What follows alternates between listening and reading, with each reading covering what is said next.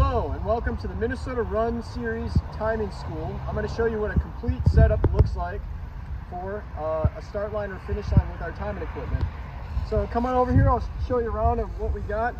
This is our timing box. In here it has a whole bunch of important things for timing a race. You got your box, you got your Opal, you got your router, you got your network cables, you got a battery powered surge protector, and you got your chargers. Over here we have our timing mat. We have an extension cord that we hook up to the generator that we use to power that box. We got two tripods. One is used for the Opal, the other one is used for the timing clock, and then we have a timing clock here with the remote, and we'll show you how to set that up. So first things first, what we're going to do is we're going to figure out, where's the exact line that we're using. So let's say this is the start line. We'll unfold our mat at the exact location.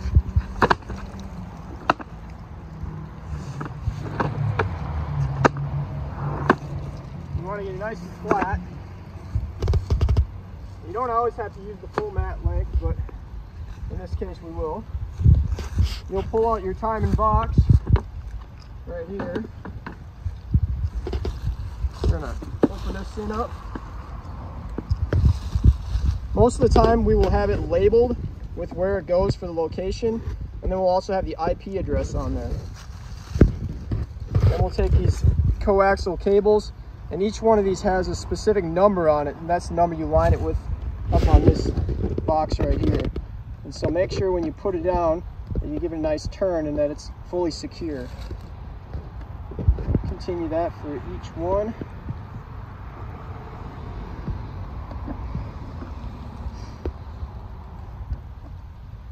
So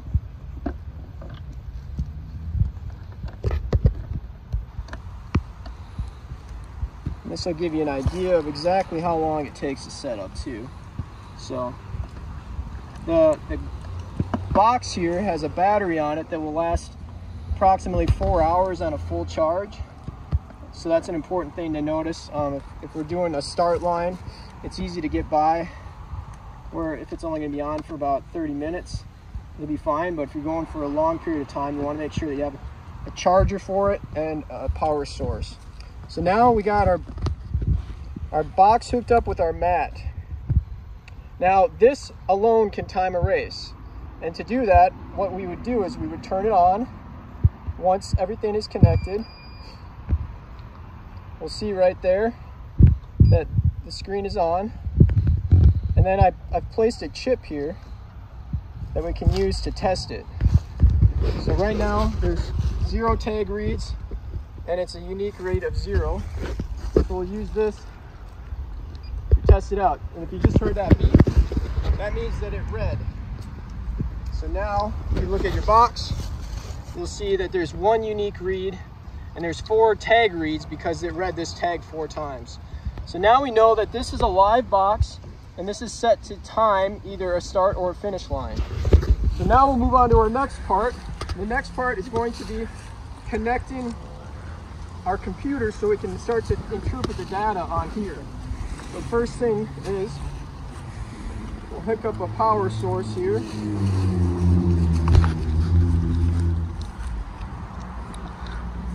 Going. For purposes of the video, I'm going to hold off on turning it on right now just so we have better sound. So we'll bring this over to here. We're going to plug this into our battery powered surge protector, and then we're going to pull out the computer. This is our network box. We're going to use this to hook up our other readers. So next we'll do the Opal. And so the Opal is a backup reader, which we use to catch any reads that possibly get missed by the mat.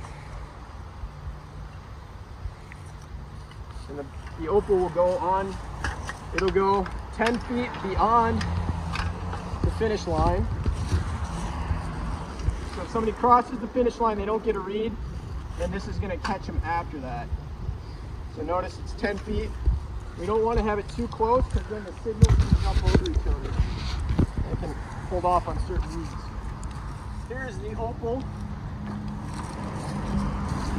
We'll slide that in right here. It just slides in right like that. And then we'll connect the Ethernet cord right there. That goes to the box. And the other one we got is we got this gray one here.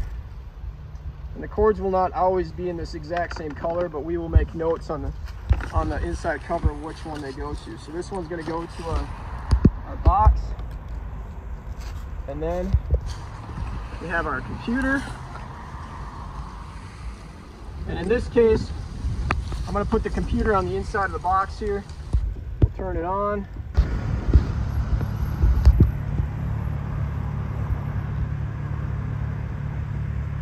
All right, so now we got this pulled up. This is the RM timing software.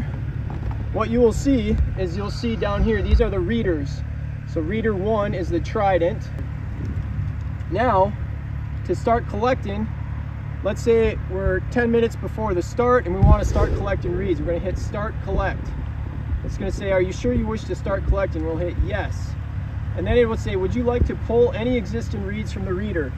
At this point, we're going to say no because the race hasn't started yet. But if we were at the finish line and we already had some finishers cross the mat, we would say yes and we will pull in the readers. We're going to say no. So now it's reading, and I'm going to just test it out. Go ahead and look at the screen there. And you will see, as I cross the mat, it read 11998. So that one it came across at. So the next thing I want to show you real quick is how to set up the timing clock. So the timing clock is here. That'll go on this other tripod. Place it right near the finish.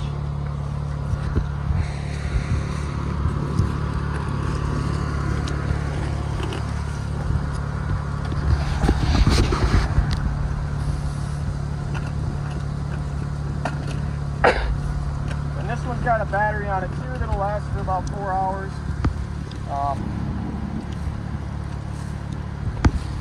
So we got it on. So power this, you use this remote here, and it's pretty easy. You turn it on, and let's say the race has been going or just started, so you can clear it out by just hitting all zeros and hit sync, and that'll start the clock over at 0. Now the important things to think about when doing this is you want to make sure that you record the start time of the race, and then you'll use that when you set the clock and when you also operate the timing equipment. That's a general run through, and thank you for joining me.